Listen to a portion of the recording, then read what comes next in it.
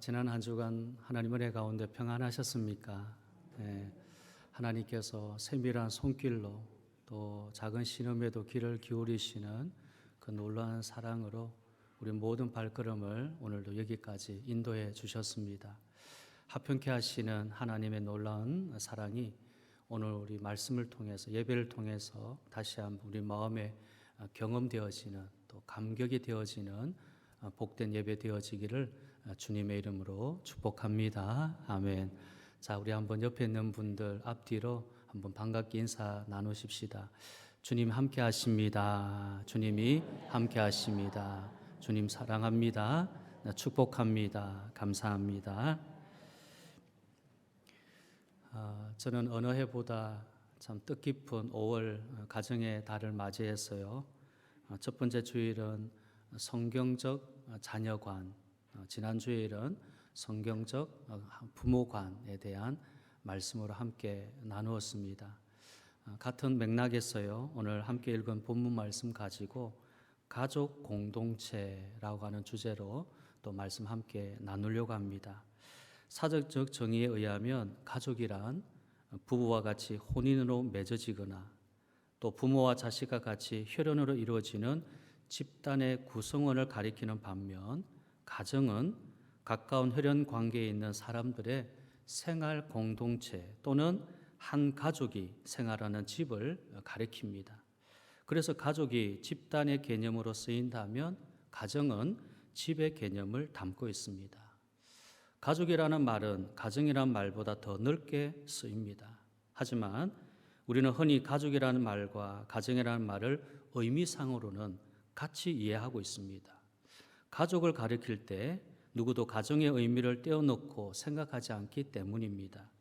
누가 우리 가족이라고 하면 그 사람이 자신의 가정을 동시에 포함하고 있다라고 이해하는 것입니다.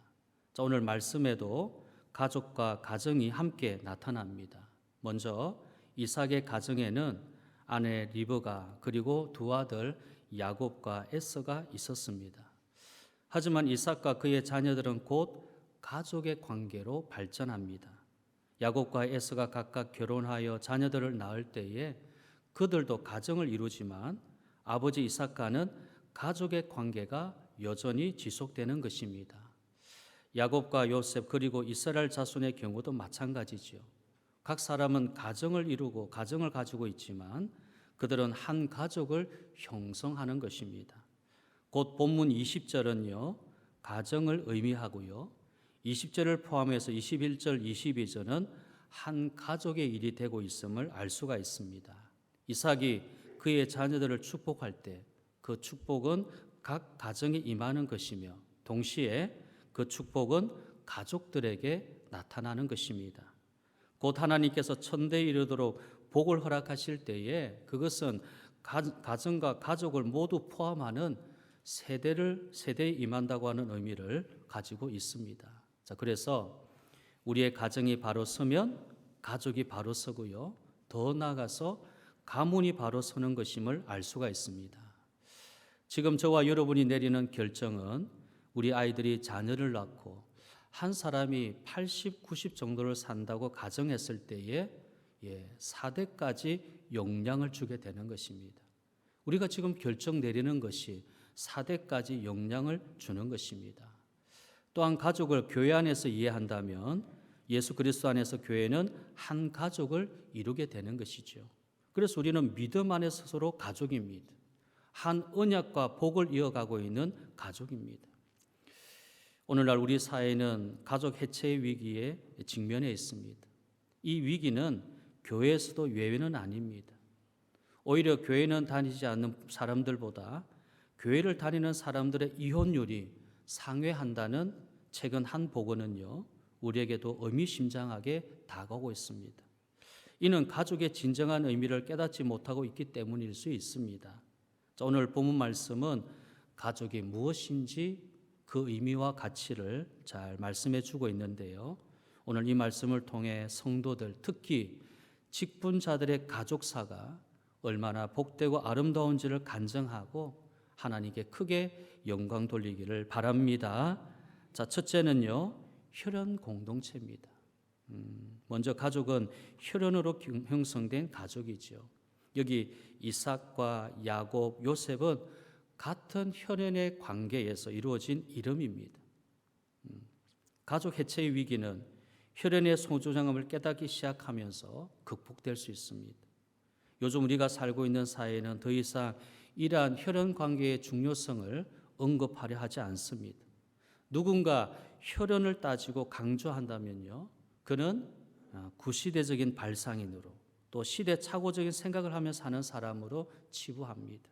그래서인지 부부 관계에서 이혼에 대해서 우리 사회는 있을 수 있는 사건 정도로 인식하는 것 같습니다. 오히려 가정에 괴로움과 고통이 있다고 여기면 사회는요, 이혼할 것을 종용하기까지 합니다. 현재 대한민국의 절대 빈곤을 경험하는 아이들이 전국적으로 60만 명에 이른다고 합니다. 절대 빈곤에 있는 아이들. 그리고 상대적 빈곤을 경험하고 있는 아이들이 약 50만 명 정도라고 합니다. 이것은 코로나 이전의 수치인데요.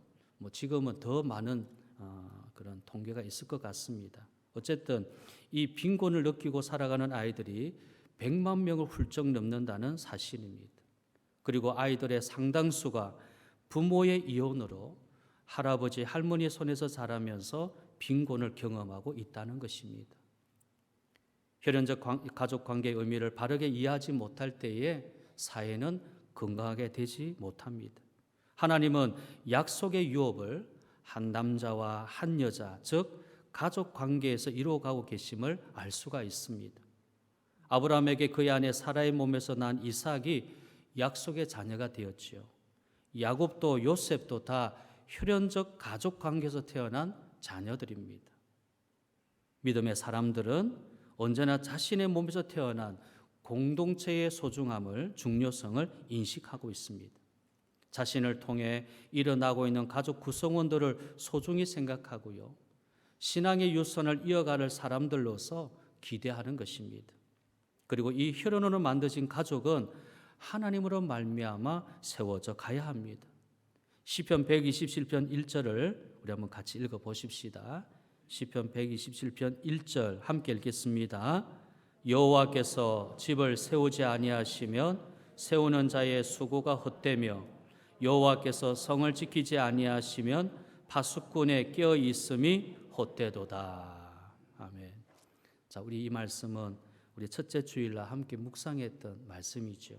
이 말씀에 세운다 이 말과 헛사로다, 헛되도다라는 단어를 주목해야 됩니다.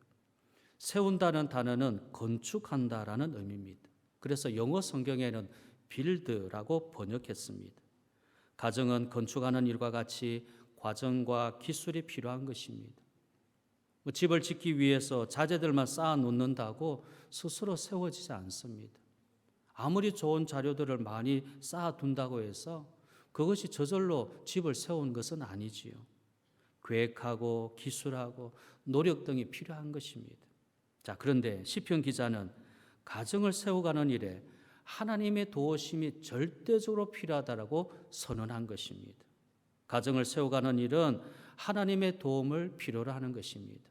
그러므로 자신의 가족을 귀하게 여기는 사람이라면 자신의 노력만으로 가족이 바로 세우는 데 한계가 있음을 인정하십시오. 그리고 하나님의 도우심을 의지하고 구해야 됩니다. 자, 두 번째로 여기 헛사로다, 헛되도다라고 번역한 히브리어는 샤우입니다. 샤우. 이는 허무, 공허의 뜻입니다. 사람이 하나님을 배제하고 쏟는 모든 노력이 헛사가 되고 공허한 일이 되고 만다는 말씀입니다. 하나님 없이 하나님의 배제한 모든 수고와 노력은 다 공허하다는 겁니다. 날아가 버린다는 것입니다. 특히 한 가족을 세우는 일에 있어서 하나님의 도우심이 얼마나 절실한가에 대해서 잘 표현해 주고 있는 말씀이지요. 그러므로 하나님만이 우리 가족의 건축자가 될 수 있습니다. 가족을 계획하고 만드신 분이 주님이십니다. 일반 건축에도 건물을 설계한 사람이 감리를 하지요. 이것은 설계한 사람이 그 건물을 가장 잘 알 수 있기 때문일 것입니다. 그러므로 우리 가족도 하나님이 설계하시고 감리하시도록 해야 합니다.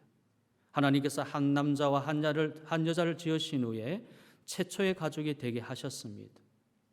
그들의 하나님께 순종했을 때 가족은 에덴, 그러니까 천국을 이뤄갈 수 있었지만 그들의 하나님 뜻과 다르게 행할 때에 그 계보는 미움과 원망 그리고 책임 전가로 얼룩지고 그의 자녀들은 형제를 죽이는 살인자의 계보가 되었다는 것을 알 수가 있습니다. 자, 그렇다면 혈연 공동체인 가족을 하나님께 의탁하는 구체적인 신앙적 행위가 어떤 것이겠습니까? 우리가 잘 아는 내용입니다. 우리 가족 구성원들 모두 하나님을 경외하고 하나님의 뜻을 묻고 살아가는 것입니다. 교회뿐만 아니라 가정에서도 예배가 이루어져야 됩니다. 교회에서 기도할 뿐만 아니라 가정에서도 손을 잡고 기도하는 시간이 있어야 되는 것입니다. 부모는 TV를 목자 삼고 자녀들은 교과서와 학습지가 인생의 지도자가 되게 하기보다는 모두가 둘러앉아서 성경 말씀을 대하고 그 말씀이 우리의 가정, 우리 각자에게 무엇을 말씀하시는지를 귀를 기울여야 하는 것입니다. 여러분의 몸을 통해 태어나 이루어지고 있는 가족들이 하나님께서 세우시고 지키심을 경험하고 살아가게 해 주시기를 바랍니다. 저와 여러분의 가족을 세우는 일에 우리 주님을 건축자로 온전히 모시기를 바랍니다. 우리를 통해 이어지고 있는 가족들을 보면서요, 하나님의 설계대로, 그렇죠, 하나님의 계획대로 하나님이 직접 세우시도록 그분께 의탁함으로써 명문계보를 이어가는 복된 가족이 되기를 바랍니다. 자, 두 번째로는 우리 가족이 신앙 공동체입니다. 신앙 공동체. 자, 오늘 본문 말씀에서 줄기차게 강조되고 있는 말씀이 믿음으로라고 하는 말입니다. 자, 20절 믿음으로 이삭은, 21절 믿음으로 야곱은, 22절 믿음으로 요셉은. 자, 혈연 공동체에서 믿음이라는 말이 무엇을 의미하는 것입니까? 자, 이것은 혈연 공동체가 곧 신앙 공동체임을 보여주는 것입니다. 이삭과 그의 가족들은 혈연 공동체이면서 동시에 신앙 공동체였습니다. 즉 혈연 공동체가 하나님을 신앙하는 것은 당연하다는 것입니다. 한 사람이 가족을 구성하게 되었다면 그는 자신의 가족을 신앙 공동체로 만들어가야 하는 책임을 가지게 된다는 것입니다. 이 책임이 있습니다. 내가 가족을 만들었다. 내가 가정을 구성하게 되었다. 그러면 그냥 저절로 이루어지는 것이 아닙니다. 만들어가야 될 책임이 나에게 있는 것입니다. 신앙 공동체로 만들어간 책임이 우리에게 있다는 겁니다. 그래서 부모가 하나님을 잘 섬기는 것이 대단히 중요합니다. 어떤 가족은 혈연만 있고 신앙은 없는 경우가 있습니다. 혈연을 깨뜨리고 무시하는 것보야 낫겠지만 이건 역시 불행한 일이지요. 자신의 가족이 온전히 신앙 공동체로 세워지도록 힘쓰고 애쓰기를 바랍니다. 자신의 하나님이 자녀의 하나님이 되도록 해주십시오. 여러분, 자신의 가족이 신앙 공동체로 세워지지 못하면요, 그 가족은 이 땅에 불행한 가족사로 남게 되는 것입니다. 이스라엘 백성들이 가나안으로 들어와서 정착한 뒤에 얼마나 무서운 일이 일어났는지를 우리가 사사기를 통해서 보게 되어지는데요. 사사기 2장 10절부터 15절 말씀 내용입니다. 사사기 2장 10절에 그 세대의 사람도 다 그 조상들에게로 돌아갔고 그 후에 일어난 다른 세대는 여호와를 알지 못하며 여호와께서 이스라엘 위하여 행하신 일도 알지 못하였더라. 이스라엘 자손이 여호와의 목전에 악을 행하여 바알들을 섬기며 애굽 땅에서 그들을 인도하여 내신 그들의 조상들의 하나님 여호와를 버리고 다른 신들 곧 그들의 주위에 있는 백성의 신들을 따라 그들에게 절하여 여호와를 진노하시게 하였으되 곧 그들이 여호와를 버리고 바알과 아스다롯을 섬겼으므로. 자, 14절 15절 같이 읽겠습니다. 여호와께서 이스라엘에게 진노하사 노력하는 자의 손에 넘겨주사 그들이 노력을 당하게 하시며 또 주위에 있는 모든 대적의 손에 팔아 넘기심에 그들이 다시는 대적을 당하지 못하였으며 그들이 어디로 가든지 여호와의 손이 그들에게 재앙을 내리시니 곧 여호와께서 말씀하신 것과 같고 여호와께서 그들에게 맹세하신 것과 같아서 그들의 괴로움이 심하였더라. 아멘. 하나님을 아는 세대는 다 조상들에게 이제 돌아갔는데 이제 다른 세대, 다음 세대가 일어났는데 하나님을 알지 못했다는 겁니다. 하나님이 행하신 일들을 알지 못했습니다. 그래서 바알을 섬기고 아스다롯을 섬기고 그들 앞에 절을 합니다. 하나님을 저버린 가족 사이에 일어나고 있는 슬프고 비통한 역사를 성경 이렇게 적고 있습니다. 그들이 어디를 가든지 여호와의 손이 그들에게 재앙을 내리시며 그들의 괴로움이 심하였더라. 하나님을 저버린 가족사, 하나님을 알지 못하는 가족의 역사, 얼마나 비통한 역사를 말씀합니까? 가는 곳, 그들이 어디를 가든지 재앙이 내려졌다는 것입니다. 그들의 괴로움이 심하였더라. 그러므로 혈연 가족이 곧 신앙 공동체로 남을 수 있도록 하는 것은 필수적인 사역이라 할 수 있습니다. 이 일은 믿음의 부모로부터 시작됩니다. 곧 아브라함이 이삭에게, 이삭이 야곱에게요, 야곱이 요셉에게, 요셉이 이스라엘 자손들에게 신앙의 유사를 잇도록 했던 것 같이 우리 가족에도 신앙의 들을 이어 전달되고 계승되는 복된 역사가 일어나기를 바랍니다. 요한복음 15장 10절 말씀인데요. 내가 아버지의 계명을 지켜 그의 사랑 안에 거하는 것 같이 너희도 내 계명을 지키면 내 사랑 안에 거하리라. 만일 우리가 주의 말씀을 따라 살고자 하는 분명한 의지와 순종이 있다면 여러분 우리 가족의 역사를 주를 사랑하는 언약의 가족으로, 주님을 사랑하는 언약의 가족으로 주 안에 머물러 살게 될 것입니다. 요한복음 14장 21절에도 주님은 말씀하시기를 나의 계명을 지키는 자라야 나를 사랑하는 자니 나를 사랑하는 자는 내 아버지께 사랑을 받을 것이요 나도 그를 사랑해 그에게 나를 나타내리라. 예수님이 보여주는 가정, 예수님이 나타나는 가정. 또 23절에요. 예수께서 대답하여 이르시되 사람이 나를 사랑하면 내 말을 지키리니 내 아버지께서 그를 사랑하실 것이요 우리가 그에게 가서 거처를 그와 함께 하리라. 예수님과 하나님 거처를 우리와 함께 하시겠다. 성령님으로 함께 하시겠다. 우리가 주님을 사랑하고 주님의 사랑을 받은 자가 될 때 우리 가족은 사랑의 주님을 주인으로 모신 작은 천국을 이루고 복의 유업을 다음 세대에 계속 이어가게 되는 것입니다. 그리고 저와 여러분이 예수 그리스도 안에 거룩한 예배자로 신앙 공동체를 이루고 있다는 것입니다. 교회 안에 우리는 믿음으로 한 가족이 되었습니다. 교회 공동체는 예수님의 피로 이루어진 공동체이기 때문입니다. 혈연으로도 얼마나 우리가 강력한 관계가 있습니까? 그래서 피가 물보다 진하다라는 말을 종종 하죠. 그만큼 가족에 대한 혈연적인 공동체가 이렇게 아주 진합니다.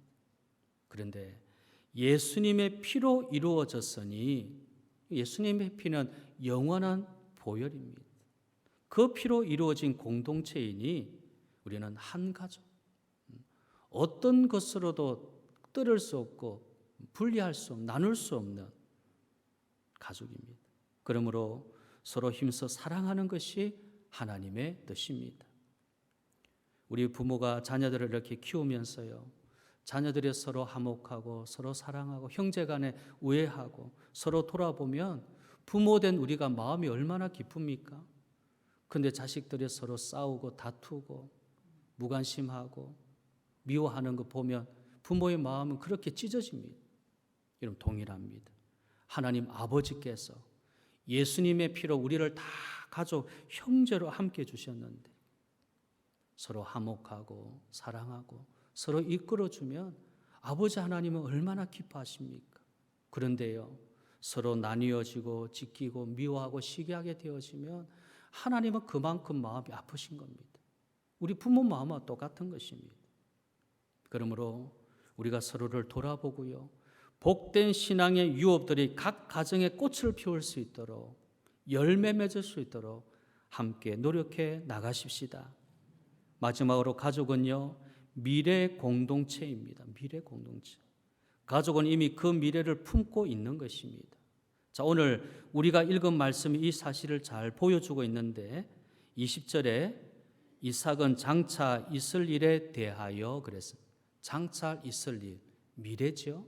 앞으로 있을 일에 대해서 21절 야곱은 죽을 때에 요셉의 각 아들에게 야곱이 죽음으로 끝나는 것이 아니라 요셉의 각 아들들에게 계속해서 나아가는 것. 22절 요셉은 임종시에 이스라엘 자손들이 떠날 것을 그랬습니다. 여기 우리는 한 사람에 의해서 그 가족의 미래가 어떻게 되고 있는지를 알게 됩니다. 이는 곧 현재의 가족은 이미 그 미래를 품고 있다고 하는 사실입니다. 여러분, 가족의 미래는요, 곧 자녀들에 의해서 이어질 것입니다. 그러면 우리 가족의 미래가 자녀에게 있다고 할 때에 그것은 무엇을 의미하는 것입니까? 시편 127편 3절부터 5절 말씀입니다. 보라, 자녀들은 여호와의 기업이요 태의 열매는 그의 상급이로다. 젊은 자의 자식은 장사의 수중의 화살 같으니 이것이 그의 화살통에 가득한 자는 복되도다. 그들이 성문에서 그들의 원수와 담판할 때에 수치를 당하지 아니하리로다. 우리 자녀들은 모두 주님께서 허락해 주신 것입니다. 부모들이 똑똑했으나 돈이 많아서가 아닙니다. 오직 주님께서 허락하심으로 주어진 것입니다. 우리에게 가장 중요한 재산이 뭡니까? 가장 큰 기업이 뭡니까? 사업의 터전도 자신의 경력도 능력도 아닐 것입니다. 자녀가 가장 중요한 재산이고 가장 큰 기업일 것입니다. 창세기 33장 5절에서 야곱이 형 에서와 만나는 자리에 이렇게 고백했습니다. 하나님이 주의 종에게 은혜로 주신 선물. 자, 20여 년 만에 야곱이 에서를 만났습니다. 20년 전에 홀로 단신으로 야곱이 도망하듯 고향을 떠났습니다.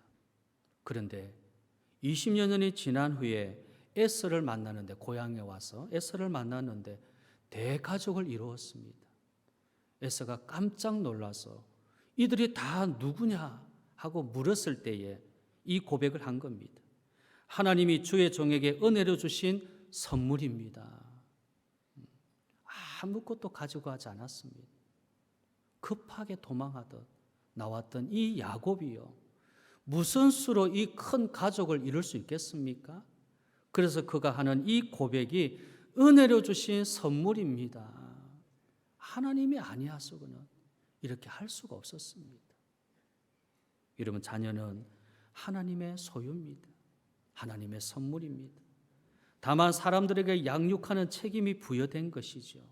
그런데 이 기업을 경영하는 일은 우리가 아니라는 사실입니다. 이 기업은 주님께서 경영하셔야 됩니다. 주님이 최고 전문 경영자이십니다. 우리는 순종하면 되는 겁니다. 주님이 경영하시는 대로 순종하면 됩니다. 잠언 3장 3절 4절에 인자와 진리가 내게서 떠나지 말게 하고 그것을 내 목에 매어 내 마음판에 새기라. 그리하면 내가 하나님과 사람 앞에서 은총과 귀중히 여김을 받으리라. 자녀는 하나님의 기업이죠. 그런 거로 하나님의 기업 경영 원칙이 있습니다. 그 원칙이 진리입니다. 진리. 그래서 인자와 진리가 내게서 떠나지 말게 하고 그것을 목에 걸고 마음판에까지 새겨라는, 확실하게 해주라. 잊어버리지 않도록. 목에 메고 있으니까 늘 그것을 보는 거죠. 또한 마음판에 새기고 있으니까 어떤 상황 속에서도 말씀이, 진리가 계속해서 그 마음 속에서 일어나는 것입니다. 그리하면 너가 하나님과 사람 앞에서 은총을 받고 귀중히 여김을 받을 것이다. 진리로 양육해야 됩니다. 여러분의 자녀가 하나님과 세상 앞에 훌륭하게 성장하는 것은 곧 가족의 미래가 되는 겁니다.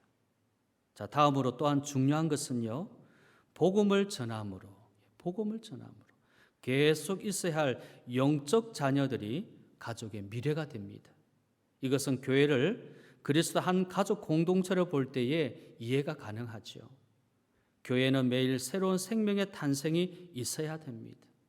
곧 그리스도 예수를 구주로 믿어서 거듭나는 역사가 끊이지 아니하고 일어나야 되는 것입니다. 해산의 수고가 우리에게 필요합니다. 새 가족들이 매주일 등록하는 그런 새 생명의 탄생이 일어나야 됩니다. 그것이 우리 교회 가족의 미래가 되는 것입니다. 그냥 되지 않습니다. 여러분, 새 가족들이 그냥 저절로 오는 경우가 얼마나 되겠습니까? 해산의 수고가 필요하다는 것. 한 사람이라도 예수님 믿게 되어서 거룩한 공동체, 곧 예수 안에서 한 가족이 되도록 해야 하는 것입니다. 베드로전서 2장 9절에 너희는 택하신 족속이요 왕 같은 제사장들이요 거룩한 나라요 그의 소유가 된 백성이니. 예수 안에 있으면 하나님의 한 백성이 되고 왕 같은 제사장이 되므로 그는 한 가족이 되는 것입니다. 그래서 가족은 미래 공동체입니다.